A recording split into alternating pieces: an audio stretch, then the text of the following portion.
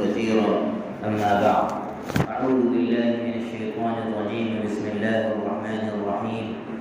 أفرأيت من اتخذ إلهه هواه وأضله الله على علم وختم على سمعه وقلبه وجعل على بصره غشاوة فمن يهديه من بعد الله أفلا تذكرون. میرے محترم ایمانی بھائیوں، بزرگ اور دوستوں، ہمارے محترم مہمان جو ممبئی سے تشریف لائے ہیں، بہت ہی سیدھے سادے انداز میں بہت ہی قیمتی باتیں آپ کے سامنے پیش کر رہے تھے. قرآن مجید اور احادیث نبویہ کے مطالعے سے جب آدمی اس کو پڑھے گا تو یہ معلوم ہوتا ہے کہ نبی پاک صلی اللہ علیہ وسلم کا لایا ہوا دین اور آپ کی بتائی ہوئی سنت ہی اصل دین ہے اور یہی مذہب کی بنیاد ہے. ایک بات بہت اچھی طریقے سے ہم لوگوں کو سمجھنے کی ضرورت ہے. اہل سنت والجماعت کا عقیدہ یہ ہے کہ مذہب اصل ہے، مسلک بعد میں ہے. مذہب اصل ہے، مسلک بعد میں. مذہب کیا ہے؟ اسلام. ان الدین عند اللہ الاسلام. بے شک دین اللہ کے نزدیک اسلام ہے. ومن یبتغی غیر الاسلام دینا، اور جو اسلام کے علاوہ کوئی اور دین تلاش کرے گا، اس پر چلنا چاہے گا، فلن یقبل منہ، تو اللہ کے ہاں اس کو قبول نہیں کیا جائے گا. وهو فی الآخرۃ من الخاسرین، اور وہ آخرت میں خسارہ اٹھانے والوں میں سے ہو جائے گا.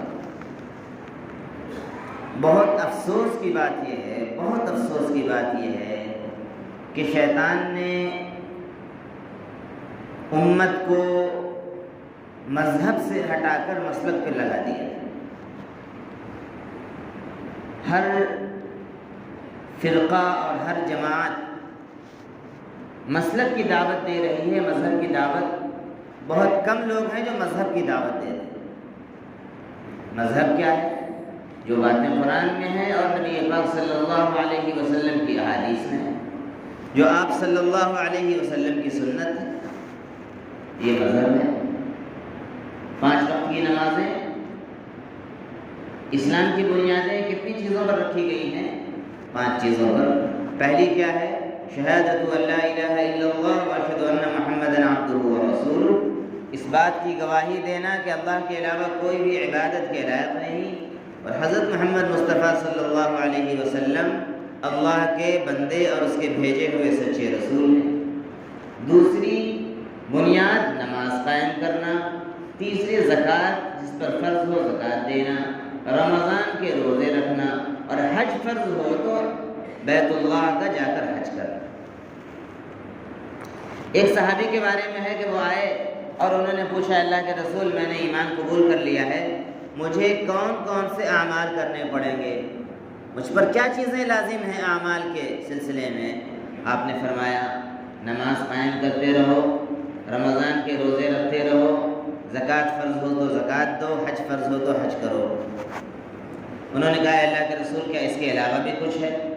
آپ نے فرمایا کہ اس کے علاوہ نفل اگر کر سکو تو کر سکتے ہو. نفل نماز، نفل روزہ، نفل حج، نفل زکوٰۃ، یعنی عام زبان میں ہم جسے صدقہ اور خیرات کہتے ہیں، کر سکتے ہیں. تو انہوں نے کہا کہ لا ازید ولا انقص، خدا کی قسم میں اس سے نہ زیادہ کروں گا نہ اس سے کم کروں گا. میں اس سے نہ زیادہ کروں گا نہ اس سے کم کروں گا. اور کہہ کر جانے لگے. آپ صلی اللہ علیہ وسلم نے فرمایا، کسی کو اگر جنتی دیکھنا ہو تو اس صحابی کو دیکھ لے. اسلام بہت پیچیدہ مذہب نہیں ہے، بہت زیادہ ایکسٹرا کاموں کو اپنے سر پر بوجھ لینے کا مذہب نہیں ہے. اسلام بہت ہی سیدھا سادہ مذہب ہے. دین بہت آسان ہے. اگر ہم اس کو قرآن و حدیث سے سمجھیں گے اور اس کے مطابق عمل کریں گے تو دین بہت آسان ہے۔ اور اگر ہم اپنی طرف سے نئی نئی باتیں اس میں داخل کر دیں، نیا نیا ایڈیشن ہر سال اس میں شامل کر دیں، یہ بھی دین ہے، یہ بھی دین ہے، یہ بھی دین ہے، یاد رکھیے کہ آپ ہار جائیں گے، دین نہیں ہارے، یعنی آپ عمل نہیں کر پائیں گے۔ اور ایک حدیث میں ہے کہ وَلَن يُشَادَّ الدِّينَ أَحَدٌ إِلَّا غَلَبَهُ، دین میں اپنی طرف سے جو سختی پیدا کرے گا دین اس کو ہرا دے گا، وہ دین کو نہیں ہرا پائے گا۔ مثال کے طور پر کوئی شخص ہے وہ ہر روز روزہ رکھنا شروع کر دے، منع فرمایا گیا ہے، نبی پاک صلی اللہ علیہ وسلم نے خود روزہ رکھا ہے، روزانہ صوم وصال اس کو بولتے ہیں۔ آپ صلی اللہ علیہ وسلم نے فرمایا کہ میرا رب تو مجھے کھلاتا پلاتا ہے روزے کی حالت میں بھی، لیکن آپ نے اپنی امت کو منع فرمایا کہ اگر کوئی روزہ رکھنا ہی چاہتا ہے تو صوم داؤد رکھے، حضرت داؤد علیہ السلام کا۔ بہت زیادہ اگر کسی کو شوق ہے، ثواب کی لالچ ہے، تو ایک دن رکھے ایک دن نہ رکھے، اس کی یہاں تک کی اجازت ہے، لیکن روزانہ کوئی رکھے یا آپ صلی اللہ علیہ وسلم نے منع فرمایا، خود رکھا، کیونکہ آپ نبی تھے، آپ کو اللہ تعالیٰ نے نبوت کی طاقت عطا فرمائی تھی، غیبی طاقت آپ کے ساتھ تھی، لیکن اپنی امت کو آپ نے منع فرما دیا۔ اب اگر کوئی کہے کہ نہیں بھائی میں تو روزانہ رکھوں، تو کیا وہ رکھ سکے گا؟ نہیں رکھ سکے گا۔ جیسے جیسے عمر ہوتی چلی جائے گی وہ اپنی طرف سے اس تھوپے ہوئے عمل سے وہ ہار جائے گا، نہیں کر سکے گا۔ اسی طریقے سے میرے بھائیوں میں اشارہ کر رہا ہوں، آپ سمجھتے چلے جائیے بنیاد کیا ہے اسلام کی، آپ نے سن لیا، سمجھ لیا، 5 وقت کی نمازیں پڑھنا، رمضان کے روزے رکھنا، زکوٰۃ ادا کرنا، حج کرنا۔ اب ہم نے اور آپ نے اپنی طرف سے دیکھا دیکھی،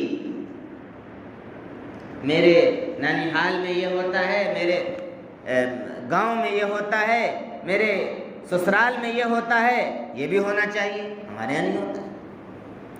آپ یہ دیکھیے مدینے میں کیا ہوتا تھا، نبی پاک صلی اللہ علیہ وسلم کیا کرتے تھے، صحابہ کیا کرتے تھے۔ خدا کی قسم آپ اتنے پر چلیں گے آپ جنت میں چلے جائیں گے۔ اور اگر اپنی طرف سے آپ نے زیادہ بوجھ لے لیا دین کا، مجھے یہ بھی کرنا ہے، مجھے یہ بھی کرنا ہے، مجھے یہ بھی کرنا ہے۔ اب آج آپ دیکھ لیجئے مسلمانوں کے ساتھ کیا حالات ہیں ہندوستان میں۔ آپ لوگ باخبر ہیں، ابھی چند دنوں پہلے کی بات ہے، ٹرین میں کتنا خطرناک حادثہ ہو گیا۔ پولیس کانسٹیبل نے، اس کو بولتے ہیں CRF، کنٹرول ریلوے پروٹیکشن، جس کو ریلوے کے پروٹیکشن کے لیے رکھا گیا ہے، اس کے ذہن میں مسلمانوں کی طرف سے اتنی نفرت بٹھا دی گئی کہ وہ چن چن کر مار رہا ہے مسلمان۔ اور نوح کے علاقے میں ایک مسجد کو نظر آتش کر دیا گیا، امام صاحب کو شہید کر دیا گیا۔ اور ہم ہیں کہ ہم لڑ رہے ہیں آپس میں، اپنا مسلک، میرا مسلک، تیرا مسلک، کورٹ کچہری کرتے رہیے۔ آپ اگر ہندوستان میں باقی رہیے گا تو آپ کا مسلک باقی رہے گا، یہاں تو مذہب خطرے میں ہے۔ ہم کو ہوش ہی نہیں آ رہا ہے، ہم کو کسی نے نشہ پلا دیا مسلک کا، میرے طریقے سے ہونا چاہیے۔ ارے نبی کے طریقے سے ہو رہا ہے کہ نہیں؟ دیکھو، اتحاد کا واحد ایک طریقہ ہے کہ ہم سب توحید و سنت پر آ جائیں، قرآن اور حدیث کی طرف لوٹ آئیں، ہم میں اتحاد پیدا ہو جائے۔ ہم نبی پاک صلی اللہ علیہ وسلم، آج ایک بات اور غور کرنے کی ہے، غیر مسلم بھی کہتے ہیں اور ہم بھی کہتے ہیں کہ مسلمانوں میں بہت زیادہ اختلاف ہو گیا ہے، اتنے فرقے بن گئے ہیں، سب ٹھیک ہے، لیکن آج بھی 1445 سال گزرنے کے بعد یہ مسلمان واحد امت ہے، یہ قوم نہیں ہے، امت ہے، نبی اس کے محمد صلی اللہ علیہ وسلم ہے۔ واحد امت ہے جس کے درمیان ابھی بھی اتحاد کے اور آپس میں جڑنے کے، یونیٹی کے جتنے پوائنٹس ہیں اور جتنی بنیادیں ہیں کسی بھی دوسری قوم کے پاس نہیں۔ آج بھی بتائیں جتنے بھی مسلک ہیں، کیا دو اللہ ہیں سب کے؟ اللہ ایک ہے کہ نہیں سب کے نزدیک؟ نبی دو ہیں کہ ایک ہیں؟ قرآن دو ہے؟ کعبہ قبلہ ایک ہے؟ حج سب کے نزدیک ایک طریقے سے، نماز سب ایک مانتے ہیں، روزہ سب ایک مانتے ہیں، زکوٰۃ سب ایک مانتے ہیں۔ اختلاف کہاں ہے؟ بہت ہی 5% چھوٹی چھوٹی باتوں میں، چھوٹی چھوٹی باتوں میں جن کی دین کے اندر کوئی بنیادی حیثیت نہیں ہے، ان کو بولتے ہیں فروعی مسائل، ایکسٹرا مسائل ہیں، اس میں تھوڑا سا چٹ پٹ اختلاف ہے، چٹ پٹ، لیکن اسی کو شیطان بھی ہوا دے رہا ہے، ہم لوگ بھی اسی نشے میں ہیں۔ ابھی میں حیدرآباد گیا تھا، حضرت مولانا خالد سیف اللہ رحمانی صاحب بہت بڑے عالم دین ہیں، اس وقت انٹرنیشنل عالم دین ہیں، بہت بڑے قاضی ہیں، اور آل انڈیا مسلم پرسنل لا بورڈ کا بھی ان کو صدر بنایا گیا ہے۔ ان کی مسجد میں لکھا ہوا تھا، مجھے اتنا پسند آیا، میرے دل کی آواز ہے، میری کیا حقیقت ہے، یہ قرآن و حدیث کی بات ہے۔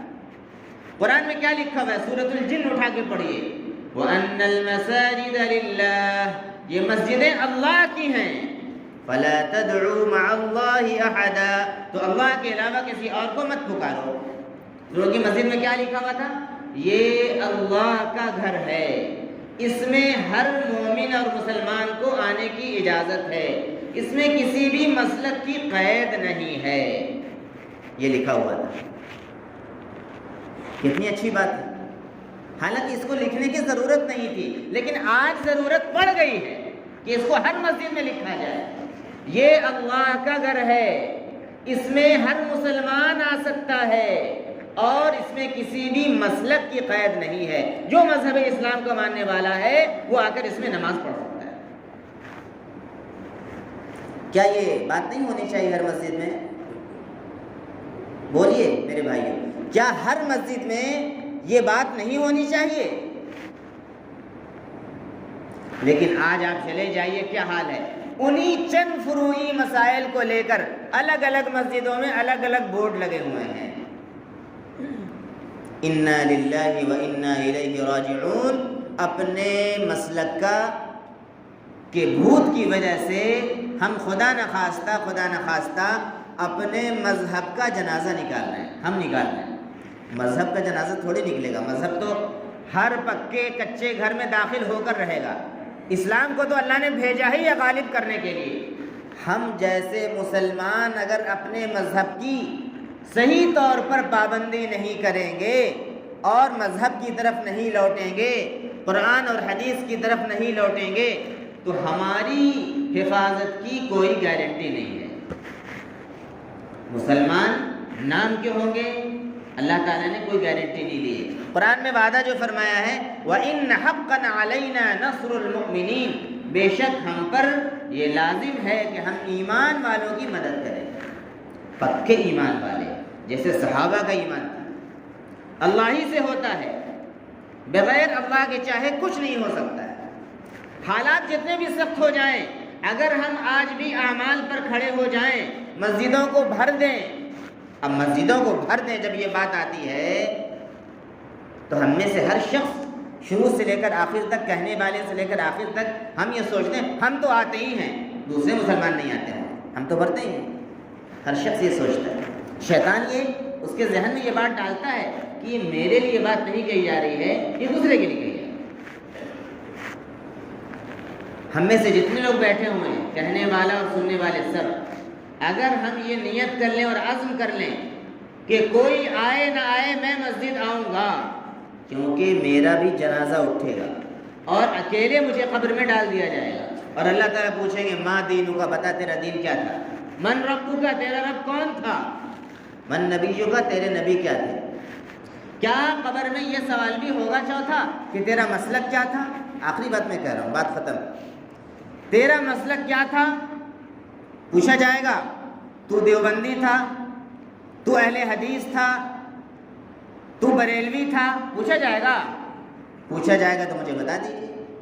تو جو بات اللہ تعالیٰ نہیں پوچھیں گے وہ ہم ایک دوسرے سے کیوں پوچھتے ہیں؟ کیوں پوچھتے ہیں اور کیوں اس بنیاد پر لڑتے ہیں؟ خدا کی قسم سب کو اللہ کے سامنے ایک دن حاضر ہونا ہے۔ ہم جو یہ مسلک کی لڑائی لڑ رہے ہیں اپنی انا کی بنیاد پر، اپنی طاقت دکھا رہے ہیں، اور غیر مسلم ہنس رہے ہیں مسجدوں کو لے کر اور فلاں چیزوں کو لے کر، کل قیامت کے دن ہماری گردن ناپ دی جائے گی۔ اس دن پتہ چلے گا ہم کتنے پاورفل تھے۔ اللہ نے ایک بنایا ہے۔ میرے بھائیوں، ہاتھ جوڑ کر کہتا ہوں اتنے سخت حالات میں بھی ہم خدا کے لیے ایک بن جائیں، ورنہ حالات بہت ہی بد سے بدتر ہوتے چلے جائیں گے اور کوئی ہماری حفاظت نہیں کر سکے گا۔ اللہ تعالیٰ ہم سبوں کو ان باتوں کو سمجھنے کی توفیق عطا فرمائے، قرآن کو پڑھنے کی توفیق عطا فرمائے، حدیث کو پڑھنے کی توفیق عطا فرمائے، علماء حق سے اپنا رشتہ مضبوط کرنے کی توفیق عطا فرمائے۔ آمین وآخر دعوانا الحمدللہ رب العالمین۔